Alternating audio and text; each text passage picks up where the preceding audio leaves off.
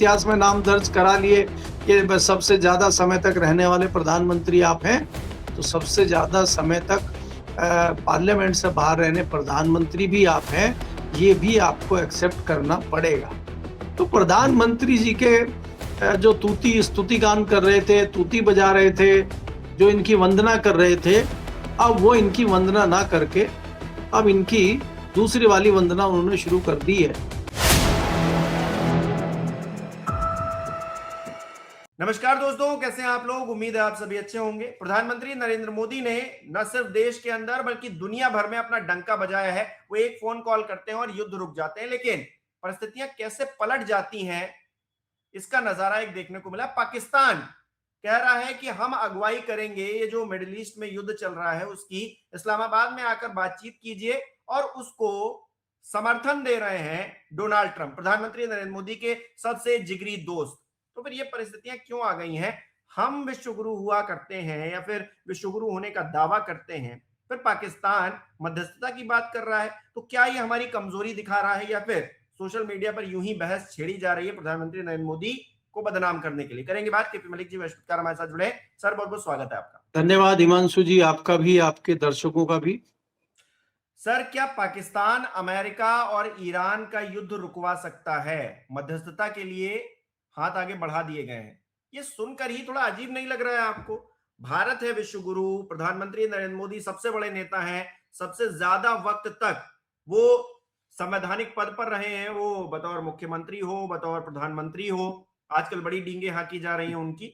लेकिन शहबाज शरीफ कह रहे हैं कि भाई हम युद्ध रुकवाने के लिए तैयार हैं, इस्लामाबाद में आइए, बैठक करिए और सारी चीजें तय तुल्य कर ली जाए।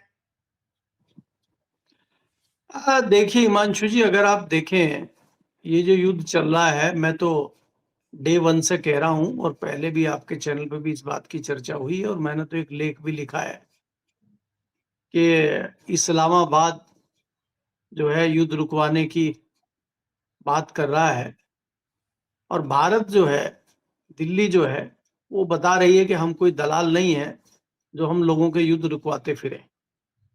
इस तरह की चर्चाएं भारत में होना मुझे लगता है दुर्भाग्यपूर्ण है। भारत ने एक बहुत बड़ा अवसर खो दिया है।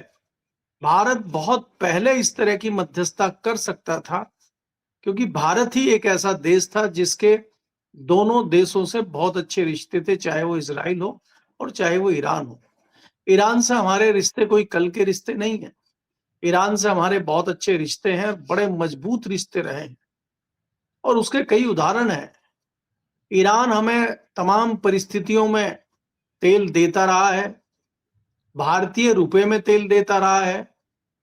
हमें जो ट्रांसपोर्ट है, हमारी जो बीमा उसमें होता है, हमारे जहाजों का, तेल का, उसमें मदद करता रहा है। और यहां तक हुआ है कि हमारे यूको बैंक में, अब मुझे राशि तो एग्जैक्टली याद नहीं है, शायद 60 लाख करोड़ कुछ बताते हैं, वो राशि भी हमारे बैंक में रखी हुई है, जिससे हमारी अर्थव्यवस्था को भी एक बढ़ावा मिला और बैंक को संभलने का मौका मिला। इस प्रकार के हमारे ईरान से रिश्ते मोटे मोटे जो मुझे याद है वो है, और बहुत सारी तमाम बातें हैं। और इजराइल से भी इसमें कोई दो राय नहीं है कि पहले भी हमारे रिश्ते ठीक ठाक थे, लेकिन मोदी जी के आने से प्रगाढ़ हुए हैं, इसमें कोई दो राय नहीं है। तो ये तो अच्छी बात थी कि हम इसमें बहुत अच्छी मध्यस्थता कर सकते थे। और अमेरिका से भी भाई मोदी जी के बहुत अस्थे हैं। वो तो कहते हैं अब की बार ट्रंप सरकार, और ट्रंप तो उनके मित्र हैं, तो बहुत अच्छी मध्यस्थता भारत कर सकता था, मोदी जी कर सकते थे।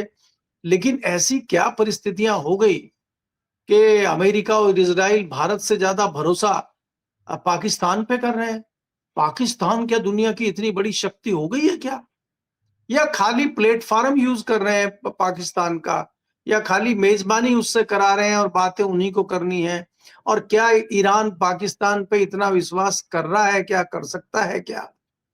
तो तमाम चीजें हैं, लेकिन भारत से इस तरह की प्रतिक्रिया आना मुझे लगता है बहुत ही बचकाना है। कि भारत के विदेश मंत्री ये कहते हैं, जब एक उनसे सवाल पूछा जाता है कि भाई भारत इसमें मध्यस्थता क्यों नहीं कर रहा और भारत को मध्यस्थता करनी चाहिए, तो वो ये कहते हैं भारत कोई दलाल देश थोड़ी ही है। अब ये जो है तमगा देंगे देश को कि देश क्या है, ये तमगा दे रहे हैं कि हम दलाल नहीं है, तो हम क्या दलाल तब थे जब हम दावा कर रहे थे यूक्रेन का और रशिया का युद्ध रुकवाने का? तब हम दलाल थे। तो ये देखिए देश में जिस प्रकार के हालात पिछले कुछ दिनों से चल रहे हैं, दुनिया में भारत की साख मुझे लगता है कहीं ना कहीं घटी है। लोग तो ये कहते थे कि मोदी जी के आने से और हमारी विदेश नीति से हमारा डंका विश्व में बज रहा है। अब वो कौन से कोने में डंका बज रहा है, अब वो कहाँ पे डंका बज रहा है, हमें तो कुछ कहीं दिखाई दे नहीं रहा है। क्योंकि डंका बज रहा है तो भारत की प्रशंसा होनी चाहिए। भारत भारत युद्ध होने से एक दिन पहले इजराइल जाता है, प्रधानमंत्री जी युद्ध होने से एक दिन पहले इजराइल से आते हैं, तो क्या डंका बजाने गए थे क्या इजराइल में? तो भारत का डंका कहाँ बज रहा है, और हम एक मध्यस्थता करने लायक भी हमें ये तीनों देश नहीं समझ रहे हैं। तो मुझे लगता है कि भारत की साख गिरी है, ना कि बढ़ी है। इसी से जोड़ के हम दूसरी चीज देखते हैं कि यही प्रधानमंत्री 2014 से पहले रुपए की बड़ी चिंता करते थे और ये कहते थे कि रुपए की कीमत अगर गिरती है तो देश की इज्जत गिरती है, प्रधानमंत्री का रुतबा गिरता है, प्रधानमंत्री की इज्जत गिरती है। तो आजकल क्या प्रधानमंत्री जी की इज्जत नहीं गिर रही है क्या? वो तो लगातार गिर रहा है रुपया, वो तो 94 रुपए के करीब पहुंच गया है। तो अब कोई जिक्र इस पे नहीं हो रहा है। तो क्या इज्जत बदल गई है क्या प्रधानमंत्री जी की, या प्रधानमंत्री के बदलते ही इज्जत बदल गई है? पुराने जो प्रधानमंत्री थे वो इतने अच्छे नहीं थे, आज नए प्रधानमंत्री क्रांतिकारी आ गए इसलिए इज्जत हो रही है रुपए की। तो ये जो आपका दोहरा चरित्र है कि जब जब आपको लगे कि हम कर रहे हैं तो बहुत अच्छा है, जब जब कोई दूसरा करे तो उसमें आप नुक्ताचीनी और इस तरह की भाषा का प्रयोग करते हैं, तो मुझे लगता है ये दुर्भाग्यपूर्ण है। और ये बचकानी इस तरह की जो बातें कर रहे हैं, ये भारतीय जनता पार्टी के लोगों को शोभा नहीं देता है। जो खास एक जिम्मेदारी के पद पे बैठे हुए हों, उनको इस तरह की बातों से बचना चाहिए। अगर कुछ अच्छा बोलना नहीं आ रहा है तो कम से कम चुप ही रहिए। जी। अच्छा सर, ऐसा क्या हुआ है, क्या बदलाव हो गया है? ट्रंप का जो पहला कार्यकाल था उसको हम देखें और ट्रंप का जो दूसरा कार्यकाल है उसको हम देखें। पहले वो प्रो इंडिया नजर आते थे, प्रधानमंत्री नरेंद्र मोदी से मतलब रिश्ते अच्छे थे, या फिर जो भी था, जो चीजें थी जिस पर मतलब जो हमारी मेन स्ट्रीम मीडिया है उसने जो तमाम हेडलाइंस छापी, जो तमाम तरह से जो है बड़ाइयां की। लेकिन दूसरे कार्यकाल में हम देख रहे हैं, जब ऑपरेशन सिंदूर भी हुआ उसके बाद भी जो रुख पाकिस्तान को लेकर था, जो भारत को लेकर था, बड़ा डिफरेंसेस नजर आए। वहां के जो मुनीर साहब हैं उनको बुलाकर जो है बिरयानी परोस रहे थे व्हाइट हाउस में, हमने देखा। तो क्या हमारा खून नहीं खौला प्रधानमंत्री नरेंद्र मोदी को लेकर? जिस तरह की उन्होंने बातें कही, जिस तरह से उन्होंने ऑपरेशन सिंदूर को रोकने का जिक्र किया, तो ये तमाम बातें थी जिसको लेकर कहीं ना कहीं लग रहा था कि ट्रंप जो है वो पाकिस्तान के फेवर में। अब तो जो उनके प्रधानमंत्री मध्यस्थता की बात कर रहे हैं, उनका ट्वीट उठाकर अपने सोशल मीडिया प्लेटफॉर्म पर, ट्रुथ सोशल पर डाल रहे हैं। ये दिखा रहे हैं, बता रहे हैं कि हम भाई पाकिस्तान की जो बातें हो रही हैं, उनकी तरफ से जो बातें हो रही हैं उनका समर्थन कर रहे हैं। इंडिया की बातों का कोई समर्थन नहीं है उनके पास। बल्कि हमारे प्रधानमंत्री जो हैं, मैं तो देश के प्रधानमंत्री मानता हूं, उनके जरिए हमारी भी साख जो है दांव पर लगती है। तो हमारी साख पर बट्टा लगाकर वो पाकिस्तान के अगर प्रो हो रहे हैं, तो हम क्यों नहीं इस पर कोई एक्शन ले पा रहे हैं? नहीं, देखिए ये आपको समझना होगा कि हम क्यों नहीं कर पा रहे हैं। कोई पहली और कोई नई बात नहीं है। आंकड़ा 100 से ऊपर पहुंच गया है। जब हमारी बेइज्जती, हमारे देश की बेइज्जती, हमारे देश के यशस्वी प्रधानमंत्री की बेइज्जती ट्रंप कर चुके हैं, और वो हर बार कहते हैं कि भारत का और पाकिस्तान का युद्ध मैंने रुकवाया, और धमकी तमाम देकर धमकी धमकी देकर। देकर रुकवाया, और हमारे ऊपर जो है इस तरह के प्रतिबंध उन्होंने लगाए। अभी आपने देखा कि पिछले दिनों जो एक समझौता हुआ, सारी चीजें हुई, भारत से कोई बात आई नहीं है, और वहां से पता चला कि भारत का अमेरिका का बड़ा समझौता हो गया है, और वहां से बहुत सारी चीजें हम इंपोर्ट करेंगे, उस पर जीरो ड्यूटी लगाएंगे, और हम जो अमेरिका को भेजेंगे वो उस पर 15% और किसी पर 50% ड्यूटी लगाएंगे। और हमारे जो है प्रधानमंत्री जी, हमारे विदेश मंत्री जी, हमारे दूसरे तमाम मंत्री जी मौन बैठे हुए हैं। हमें सारी सूचनाएं अमेरिका से मिल रही हैं। उसके बाद अभी तक तो ये था कि ट्रंप ही बेइज्जती कर रहे थे घड़ी घड़ी। उसके बाद तो उसके मंत्री, उसके बाद उसके सेक्रेटरी, उसके बाद उनके मीडिया सलाहकार, तमाम लोगों ने कुछ कुछ कहना शुरू कर दिया। और एक जो सेक्रेटरी थी वहां पे, या शायद मीडिया एडवाइजर थी, उसने तो यहाँ तक कह दिया था कि भारत जो है बहुत अच्छा, भारत के जो नेता है बहुत अच्छे एक्टर हैं, बहुत अच्छे कलाकार हैं, वो जो हम कहते हैं उसी प्रकार का रोल निभाते हैं बहुत अच्छा। तो इसका क्या मतलब है? एक पत्रकार ने बहुत ही अभद्र टिप्पणी हमारे प्रधानमंत्री पे की थी, आपको याद होगा। उन्होंने कह दिया था कि प्रधानमंत्री मोदी ने तो टांगे फैला दी हैं। तो इस तरह की चीजें होना और भारत का जवाब ना देना जताता है कि हमारे ऊपर कोई ना कोई एक बड़ा दबाव है, और वो दबाव हमारे ऊपर डाल के हमें ब्लैकमेल किया जा रहा है।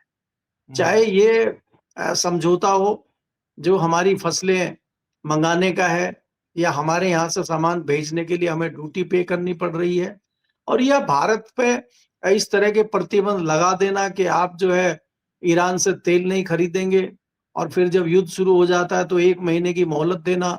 वो ऐसा हो गया है कि जैसे बहुत बड़ा गुंडा अमेरिका है, और वो हमें कह रहा है कि आप ये करिए, ये मत करिए, ये करिए, ये मत करिए। फिर एकाएक कह देता अच्छा 1 महीने के लिए चलिए रूस से तेल खरीद लीजिए, और हम लोग कहते हैं ठीक है आप मेरे आका, आप हम 1 महीना खरीद लेते हैं रूस से। तो ये जो मजबूरी है हमारे देश की, भारत की जो मजबूरी है, ये अभी तक हमारी समझ में नहीं आ रही है कि यही जो हमारे विदेश मंत्री हैं, अगर ये कह रहे हैं कि हम दलाल नहीं हैं, पाकिस्तान की तरह हम नहीं हैं, तो इसी तरह का जवाब अगर ये अमेरिका पे भी देते, तो शायद हमें पता चलता कि मुखर होके हमारे मंत्री जी बोल रहे हैं, या सिर्फ पाकिस्तान के नाते ये बोल रहे हैं, अमेरिका की तरफ इनका मुंह नहीं खुलता है। तो ये बहुत सारी समझने वाली बातें हैं, और हमें लगता है कि कहीं न कहीं एक दबाव में भारत सरकार काम कर रही है। अब कौन-सा दबाव है, किस प्रकार का दबाव है, ये तो मैं यहाँ चैनल पे नहीं कह सकता, अच्छा सर, एक लेकिन बड़ी कुछ न कुछ मजेदार बात दबाव ये है। एक मजेदार बात ये हुई है कि जो लोग जो है अभी तक मोदी सरकार की तारीफें किया करते थे, मोदी जी को ये, मोदी जी को वो कहा करते थे, मोदी जी ने तो सब कुछ कर दिया है, वहीं लोग अब मंच पर बैठकर इंटरव्यूज में ये कह रहे हैं कि मोदी जी तो चुप हो गए हैं। अभी रामदेव जी का इंटरव्यू देख रहा था, टीवी 9 पर उन्होंने इंटरव्यू दिया, उसमें कुछ ऐसी बात हो रही थी ट्रंप को लेकर, तो रामदेव जी ने सीधे सीधे बोल दिया कि मोदी जी भी तो चुप है, मोदी जी हर मुद्दे पर तो मुखर रहते हैं, लेकिन ट्रंप के सामने जो है वो नहीं बोल रहे हैं। तो अब तो खुले तौर पर वो लोग भी कह रहे हैं जो चाटुकारिता करते थे। देखिए हिमांशु जी, आपको ये चीजें समझनी पड़ेंगी कि मोदी जी के जो समर्थक थे उनमें बहुत तेजी से गिरावट आई है। हम्म। आपने यहाँ रामदेव का जिक्र किया, इसके अलावा एक बहुत बड़ी पत्रकार हैं मधु पूर्णिमा किश्वर जी, वो बड़ी मोदी जी की प्रशंसक हुआ करती थी, उन्होंने तो मोदी जी की आरती में किताब भी लिख दी थी। हम्म। और उसके बाद आज उन्होंने एक भयंकर ट्वीट किया है, और उसमें मोदी जी की परतें खोल दी हैं। वो ट्विटर पे ट्रेंड कर रहा है उनका जो ट्वीट है, और लोग उस हम्म। पर तरह तरह की टिप्पणी कर रहे हैं, और तमाम इनकी जो वो ट्रोल आर्मी है उनके पीछे पड़ गई है। हम्म। तो इस तरह से क्या है कि जो इनके कट्टर सपोर्टर थे वही इनके कट्टर विरोधी बन रहे हैं। हम्म। हम जैसे तो सवाल उठाने वाले लोग थे, हम ना बहुत ज्यादा कट्टर थे ना ये थे, हम तो तथ्यों पे सवाल उठाते थे, फैसलों पे सवाल उठाते थे। अब देश के पहले प्रधानमंत्री हैं जो तमाम रिकॉर्ड बना रहे हैं कि लंबे समय तक देश के प्रधानमंत्री रहे, लंबे समय तक देश के मुख्यमंत्री रहे। अरे लंबे समय तक प्रधानमंत्री जी, वो भी इनमें इतिहास में इनका नाम आएगा, जो लंबे समय तक प्रधानमंत्री रहते हुए बजट सेशन में पार्लियामेंट से दूर रहे, वो भी तो इतिहास इन्हीं के नाम दर्ज हो गया है। 3 हफ्ते तक आप जो है महत्वपूर्ण सेशन में गायब है पार्लियामेंट से, तो ये भी तो आपके मत्थे आएगा। या खाली ये थोड़ा ही है कि आप जो है इतिहास में नाम दर्ज करा लिए कि बस सबसे ज्यादा समय तक रहने वाले प्रधानमंत्री आप हैं, तो सबसे ज्यादा समय तक पार्लियामेंट से बाहर रहने प्रधानमंत्री भी आप हैं, ये भी आपको एक्सेप्ट करना पड़ेगा। तो प्रधानमंत्री जी के जो तूती स्तुति गान कर रहे थे, तूती बजा रहे थे, जो इनकी वंदना कर रहे थे, अब वो इनकी वंदना ना करके अब इनकी दूसरी वाली वंदना उन्होंने शुरू कर दी है। और चाहे वो बनारस हो, चाहे वो अयोध्या हो, चाहे वो दिल्ली हो, चाहे वो गुजरात हो, तमाम इनके जो है अब विरोधी एक्टिव हो गए हैं, और इनके जो प्रशंसक थे वो मुंह छुपाते हुए घूम रहे हैं, क्योंकि हकीकत इस तरह की आ रही है। हम स्टीम फाइल की बात करते हैं, पता चला स्टीम फाइल तो सबसे बड़ी महाराष्ट्र में खुल रही है, और भारतीय जनता पार्टी के लोग ही खोल रहे हैं। जिस महिला को आप महिला की अध्यक्ष बनाते हैं, महिला समाज के अध्यक्ष बनाते हैं, महिला संगठन के अध्यक्ष बनाते हैं, महिलाओं पर अत्याचार होंगे, वो महिला उनका इंसाफ करेगी। और जब वो महिला की परतें खुलती तब पता चलता है ये महिलाओं की रक्षा कर रही है, ये महिला आयोग है वो। क्या इसी तरह के लोग महिला आयोग के अध्यक्ष होते हैं क्या? तो इससे क्या प्रशंसक बढ़ेंगे या घटेंगे? तो जैसे जैसे हकीकत, जैसे जैसे सच्चाई सामने आ रही है, उनकी हकीकत खुल रही है, तो प्रशंसकों में तेजी से गिरावट आ रही है और प्रशंसक अब मुंह छुपाते घूम रहे हैं। इस तरह की चीजें दिल्ली में भी देखी जा रही है, देश के अन्य हिस्सों, और ये तो अभी शुरुआत है। अभी तो आप देखिए आगे आगे होता क्या है। जी।